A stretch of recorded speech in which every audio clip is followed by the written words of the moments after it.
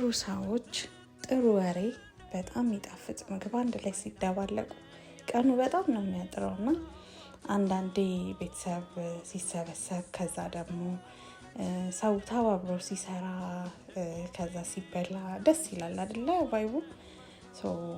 እኛ ብዙ ጊዜ የሚቀጥለው ወራት ወይ ደግሞ የሚቀጥለው ሳምንታት የጾም ወራት ከሆኑ ከዛ በፊት ያሉትን ጊዜያቶች በተቻለ አቅም ከጓደኛ ጋር ከቤተሰብ ጋር ጥሩ ወሬ እያወሩ ጥሩ ምግብ ተበልቶ አንድ ላይ ተሰርቶ ተጫውቶ ሲሆን ሳይታሰብ ቀኑ በጣም እጥር ይላልና አንዳንድ ቀን እንደዚህ አይነት ቀን አለ። ለኛ እንደዚህ አይነት ቀን ነበር ይሄ ቀንና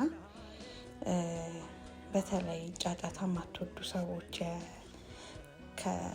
ስፔሻሊ ከጾም ቅበላ ጋር ምናምን ተያይዞ ቤታችሁ በቀላሉ እንደዚህ ስጋ ዘልዘል አድርጋችሁ ጠበስ ታደርጉ ሙሉ ቤተሰቡ የሚሳተፍበት፣ ግማሹ ቡና ያፈላል፣ ግማሹ ጥብስ ይጠብሳል፣ ግማሹ ቤት ያጸዳል። ከዛ ደግሞ በጣም ጥሩ ወሬም አለ። ደስ ይላል አይደል? መልካም ጊዜ